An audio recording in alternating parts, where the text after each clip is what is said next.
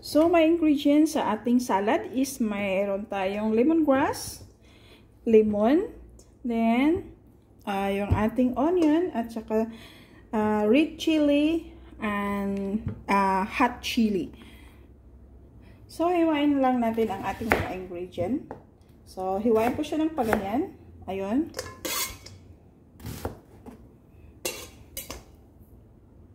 So, yung ating red chili ay hatiin natin sa gitna.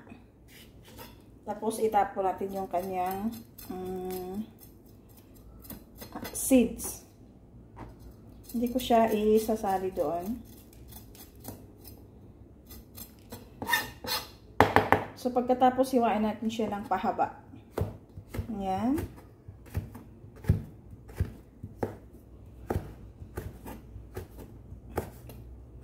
So, ganyan. So, ganito lang guys. Ayan. Ayan naman guys, kung gusto niyo ng maanghang, so, lagyan niyo ng chili na maanghang. So, hiwain ko lang din siya ng ganyan. Kunti lang din kasi hindi naman gaanong hindi kami mahilig gaano sa maanghang. So, yung katamtaman lang. So, hiniwa ko siya ng paganyan. So, mayroon siyang kunting spicy. At yung ating lemongrass, hiwain lang din natin siya ng maninipis. Yan. So, ganyan lang ang pagkanipis hiwa sa ating lemongrass. So, ganito guys, paghiwa natin sa ating lemongrass na maninipis. Yan. So, ganyan lang natin siya. Tsaka yung ating, what is that? Lemon. Hindi to lemon guys. Ano to yun? Ang tawag ito? Ganyan lang natin siya guys para siya maglalabas yung kanyang katas. And then, hiwain natin siya ng paganyan.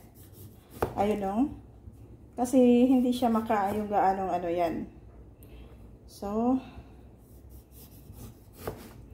saka natin siya pwede rin natin siyang ihalo diretso sa anong tawag nito ha? Hindi siya lemon guys. Pero, siya, yung,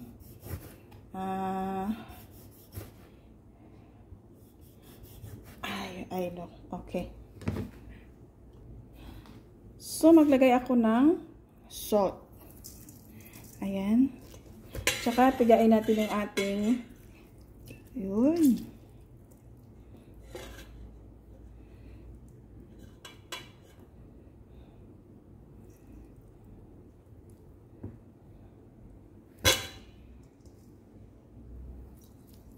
Then, mag-add ako ng patis. Kunting patis lang.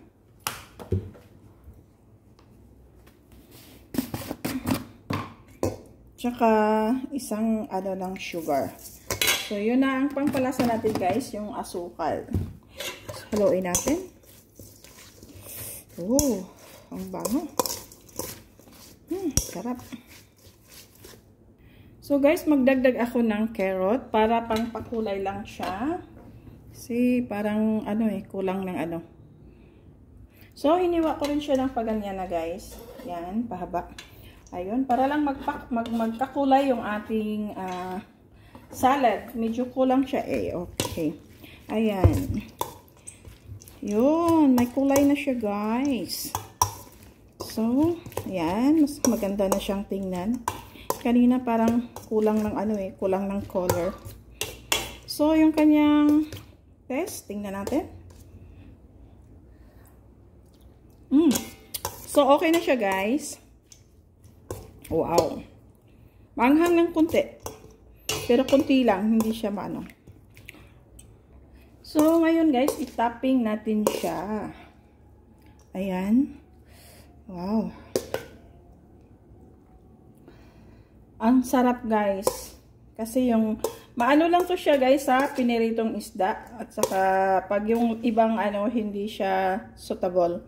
So kailangan ipiprito muna natin yung ating isda bago natin siya ilagay dito. Wow. Saka ang sarap guys, pangpulutan. Pwede rin pangpulutan.